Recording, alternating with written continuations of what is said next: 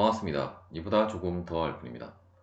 평면상의 질점의 평형에 대해 알아보도록 하겠습니다.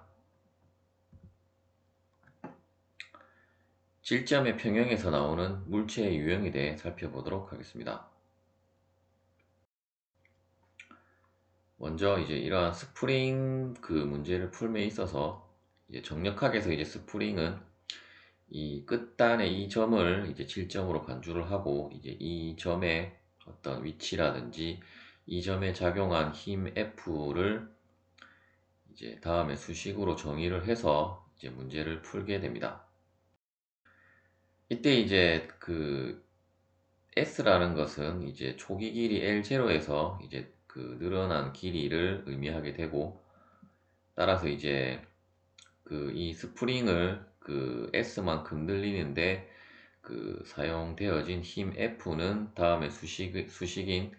F는 K 곱하기 S로 정의가 되어지는데, 이때 이제 K는 이 스프링의 탄성 계수인 스프링 상수 값이 되겠습니다. 여러분들이 이러한 스프링을 정력하게 해석을 할 때 이제 한 가지 유의할 점은 이러한 인장 스프링을 기준으로 우리가 이 스프링에는 이제 탄성력이 있을 수 있고, 또한 이러한 느리는데 작용한 힘 F가 있을 수 있는데, 이때 만일에 탄성력이 아니라 복원력의 개념으로 가게 되면 이제 이 부분에 마이너스 부호가 붙게 되는데, 이제 복원력으로 두고 해석을 하는 것이 아니기 때문에 그냥 F는 KS라고, 혹은 이제 이 S가 X라고 되어 있으면 일반적으로는 X를 많이 쓰기 때문에 그냥 KX라고 하고 이제 마이너스 기호는 없이 이 힘을 해석을 하시면 되겠습니다. 두 번째는 이제 이러한 도르래에 어떤 장력이 작용을 하고 있을 때 이러한 도르래도 이제 움직 도르래가 있고 고정 도르래가 있는데, 이러한 식의 어떤 고정 도르래 같은 경우는 어떤 방향 전환의 의미만 있기 때문에 이때 이제 이러한 각도 시타에 상관없이 이러한 줄에 작용하는 장력은 원래 이쪽에 작용했던 장력 T와 이쪽에 작용한 장력 T는 이제 같은 값을 가지게 된다는 점을 유의하시면 되겠습니다. 이러한 장력 문제는 다음에 보시는 것처럼 이러한 어떤 타워 크레인에 매달린 줄에 대한 장력을 해석을 할 때 아랫방향으로는 이러한 물체의 자중이 있을 것이고, 이러한 자중의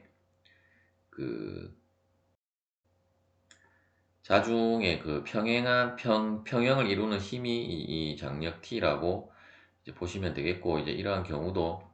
어떤 이 물체를 이제 질점으로 간주를 하고 이제 해석을 하는 경우라고 보시면 되겠습니다. 그리고 다음의 경우도 이러한 어떤 물체가 실제로 이제 물체는 부피를 가지게 되는데,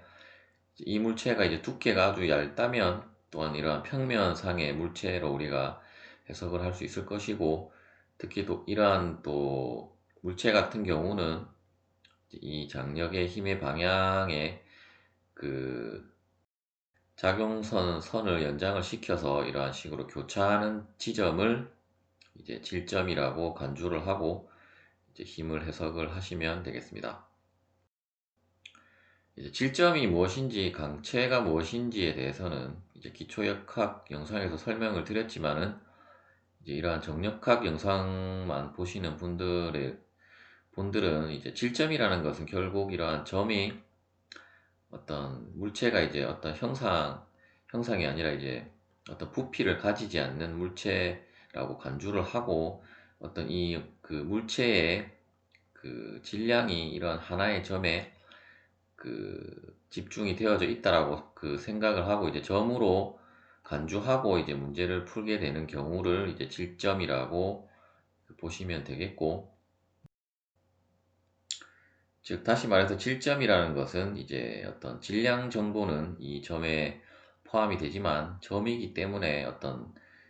크기 정보는 가지지 않는 어떤 크기 정보를 가지지 않고 이제 물체를 해석하고자 할 때 질점으로 간주를 하고 이제 해석을 한다라고 보시면 되겠고, 이때 여러분들이 한 가지 유의할 점은 항상 이러한 질점은 이러한 물체의 어떤 도심점에 그 작용을 한다라고 보시면 되겠습니다. 강체는 이제 강체 평형에서 다시 한번 설명을 드리도록 하겠습니다. 질점의 그 평형 방정식에 대해 알아보도록 하겠습니다. 다음과 같은 힘들이 어떤 하나의 평면상에 이제 모두 이러한 식으로 작용을 하고 있다라고 하면, 일단 이러한 힘이 작용하는 평면상에 작용을 함으로 이제 평면에 작용하는 힘이 될 것이고, 이때 이제 우리가 질점으로 간주를 하게 되면 이제 질점의 평형에 있어서는 모멘트는 작용을 하지 않기 때문에 이제 우리가 이러한 힘의 합력만 고려를 하면 되고, 따라서 이러한 평면에서는 이제 다음에 보시는 것처럼 이제 힘의 평형 방정식은 이제 모든 힘을 합한 것이 이제 0이 되어야 하고, 이러한 평면상에서는 이제 우리가 이러한 XY 좌표를 도입을 해서 각각의 축 방향의 성분으로 분해를 해서 이제 각각의 축 방향의 성분이 이제 모두 0이 되게 되면 이제 평형을 이루었다라고 보고, 따라서 이제 평형 방정식은 최종적으로는 다음에 보시는 것처럼 이제 시그마 fx는 제로, 이제 시그마 fy는 제로라는 그 두 개의 평형 방정식을 사용을 해서 이제 문제를 풀면 되겠습니다. 이제 3차원으로 넘어가게 되면 이제 여기에서 이제 f 시그마 fz 이꼬르 제로가 이제 포함이 되게 되면 이제 3차원의 평형 방정식, 즉 질점에 있어서의 평형 방정식이 되겠습니다. 예제를 풀어보도록 하겠습니다. 다음에 이제 케이블 BA와 이제 BC의 장력을 구하라는 문제가 되겠습니다. 이때 이제 D의 이 실린더 원통의 질량이 이제 60kg으로 주어져 있고, 이때 이제 여러분들이 나중에 이제 나중에가 아니고 기초역학 영상에서 이제 우리가 자유물체도를 다루었을 때 이제 이 전체를 하나의 물체로 간주를 하고 우리가 힘을 해석할 수도 있고, 이러한 여러 개의 물체들이 어셈블리 되어진 것은 이제 각각의 물체를 따로따로 떼서 이제 물체에 작용하는 힘들을 우리가 해석을 할 수 있다라고 설명을 드렸습니다. 따라서 먼저 이 원통 D에 대한 자유물체도를 먼저 그려보면, 원통 D에는 이러한 장력 TBD와 이제 아락방향으로 작용하는 중력에 의한 자중 60 곱하기 9.81 뉴턴이 작용을 하게 되므로, 따라서 이 두 힘이 우리가 앞서 살펴본 평형 방정식에 의해서 시그마 FY는 제로라는 수식에 의해서 결국 이 두 개의 힘을 합하면 제로가 되어야 하므로, 따라서 이 두 힘은 같기 때문에 이제 이 TBD 장력, 이 BD 줄에 작용하는 장력 TB는 이제 60 곱하기 9.81 뉴턴이 되겠습니다. 또한 이제 이 물체를 우리가 이 장력을 구했기 때문에 다시 이 물체를 여기까지 절단을 해서 이쪽 부분만 살펴보자면, 이쪽 부분을 이제 다음과 같이 프리바디 다이아그램을 그려보면, 일단 이쪽도 이렇게 절단하고 이쪽도 이렇게 절단하고 이쪽도 이렇게 절단을 했다라고 생각을 했을 때 이제 B점에 대한 자유물체도를 그려보면 이제 다음과 같고, 이제 각도는 이쪽은 이제 45도로 주어졌고 이쪽은 이제 삼각비로 주어졌는데, 이러한 삼각비에 의해서 우리가 이 각도 시타는 결국 코사인 시타는 5분의 4 혹은 뭐 사인 시타는 5분의 3에 대한 삼각비를 이용해서, 혹은 이제 바로 사인 시타는 이 삼각비로 여러분들이 계산을 하시면 되겠습니다. 특히 이러한 세 개의 힘이 작용할 때는 여러분들이 라미의 정리라든지 사인 정리를 이용을 하면 조금 더 빨리 계산을 할 수도 있는데,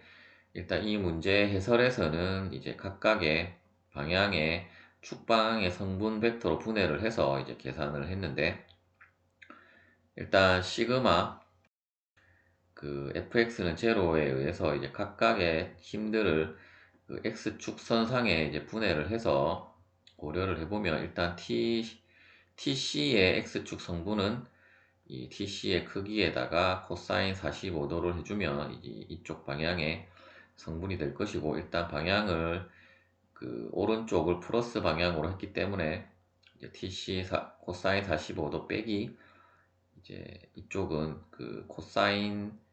시타는 어차피 5분의 4이기 때문에 이제 5분의 4 곱하기 ta는 0이라는 하나의 수식을 우리가 방정식을 얻을 수 있고, 또한 그 시그마 fy는 제로라는 수식에 의해서 이제 다음과 같은 방정식을 얻어서 이제 두 개의 방정식을 연립해서 풀어보면, 일단 이제 첫 번째 수식에서 이제 ta는 이제 뭐 tc 얼마라고 해서 이제 그 값을 이 수식에다가 그 대입을 해서 이제 풀어보면, 이제 tc는 그 476뉴턴이 나오게 되고, ta는 이제 420뉴턴이 산출이 되겠습니다. 이제 이러한 문제는 우리가 앞서 그 정력학 문제를 풀 때도 이제 많이 그 접했던 문제 유형이기 때문에 이제 여러분들이 풀이를 하는데 크게 어려움은 없을 것입니다. 예제 2번을 풀어보도록 하겠습니다. 다음에 보시는 것처럼 이러한 어떤 원통이 두 개가 그 연결이 되어져 있고, 이제 이러한 원통이 두 개가 연결이 되어져 있을 때 이제 평형 상태가 유지되고 있다면, 이때 이제 그 원통 A의 그 질량을 구하라는 문제가 되겠습니다. 이제 첫 번째로 이제 자유물체도를 그 도룰의 이쪽 B 부분에 대한 도룰의 B점에 대한 그 자유물체도를 그려보면, 일단 이 B점에는 이쪽 부분을 절단을 하고 이쪽 부분을 절단을 해보면 이러한 식의 TBE의 장력과 TBC의 장력이 작용을 하고 있을 것이고, 또한 이 그 원통 C에 대한 자유물체도는 이제 다음에 보시는 것처럼 이쪽 그 TBC의 장력과 아랫방향에 그 이 물체의 그 자중인 mg가 작용을 하고 있을 것이고, 따라서 이제 이 C점에 대한 자유물체도에 의해서 TBC는 이제 계산을 해보면 그 392뉴턴이 산출이 되게 됩니다. 따라서 이제 TBC와 이제 B점에서의 이쪽 방향의 TBC는 같은 값을 가지게 되므로, 일단 이쪽 TBC가 392였고, 또한 우리가 이러한 고정 도룰에 있어서는 이제 방향 전환만 하고 크기는 같기 때문에 이제 이쪽 방향의 장력도 TBE도 결국은 392뉴턴이 됨을 알 수가 있습니다. 두 번째로 이제 이 샤클 E에 대한 그 자유물체도를 그려보면, 여기도 마찬가지로 절단을 해서 이제 각각의 장력들을